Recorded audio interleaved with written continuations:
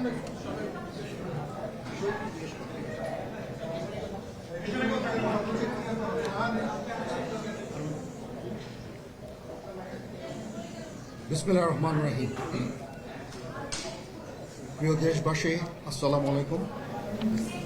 আপনারা জানেন যে দেশে একটা ক্রান্তিকাল চলছে। আমি সমস্ত রাজনৈতিক দলের নেতৃবৃন্দকে এখানে আমন্ত্রণ করেছিলাম, ওনারা এখানে এসেছেন। আমরা একটা সুন্দর আলোচনা করেছি।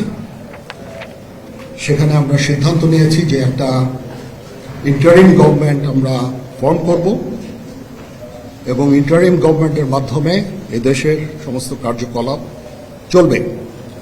আমরা এখন মহামান্য রাষ্ট্রপতির কাছে যাব যে এই ইন্টারিম গভর্নমেন্ট ফর্মের ব্যাপারে ওনার সাথে আলাপ আলোচনা করে আমরা একটা ইন্টারিম গভর্নমেন্ট ফর্ম করে দেশ পরিচালনা করব। আমি আপনাদের কথা দিচ্ছি, সমস্ত হত্যা, সমস্ত অন্যায়ের বিচার আমরা করব। আপনারা সেনাবাহিনীর প্রতি আস্থা রাখেন, সশস্ত্র বাহিনীর প্রতি আস্থা রাখেন। আমি সমস্ত দায়িত্ব নিচ্ছি, আপনাদের জানমাল, এবং আপনাদেরকে আমি কথা দিচ্ছি যে আপনারা আশাহত হবেন না। ইনশাল্লাহ আপনাদের যত দাবি আছে সেই দাবিগুলো আমরা পূরণ করব এবং দেশে একটা শান্তি শৃঙ্খলা ফিরিয়ে নিয়ে আসব। আপনারা আমার সাথে সহযোগিতা করেন। দয়া করে আর এই ভাঙচুর, হত্যা, মারামারি, সংঘর্ষ এগুলো থেকে বিরত হন।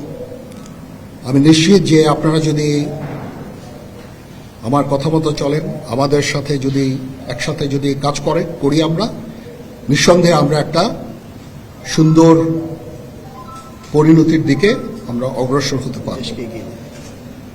আপনারা দয়া করে আমাকে সাহায্য করেন। মারামারি করে এই সংঘাতের মাধ্যমে আমরা আর কিছু অ্যাচিভ করতে পারবো না, আর কিছু আমরা পাবো না।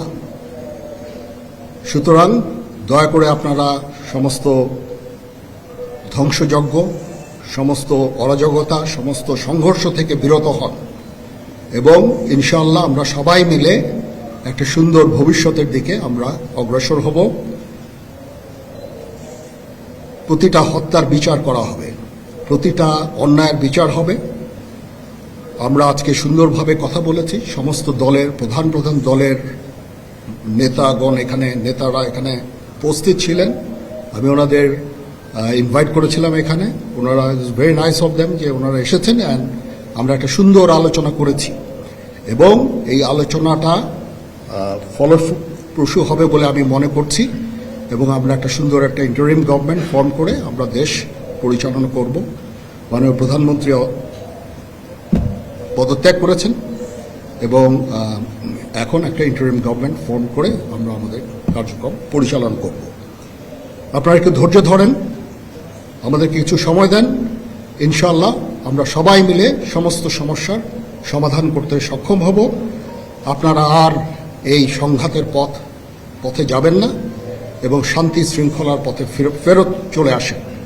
আমাদের দেশের অনেক ক্ষতি হচ্ছে, অর্থ সম্পদের ক্ষতি হচ্ছে, জানের লোকজন মারা যাচ্ছে।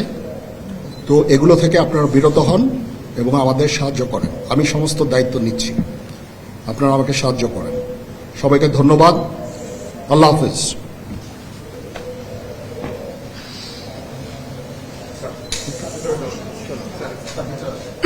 আপনারা কি কোনো প্রশ্ন করতে চান? Any queries?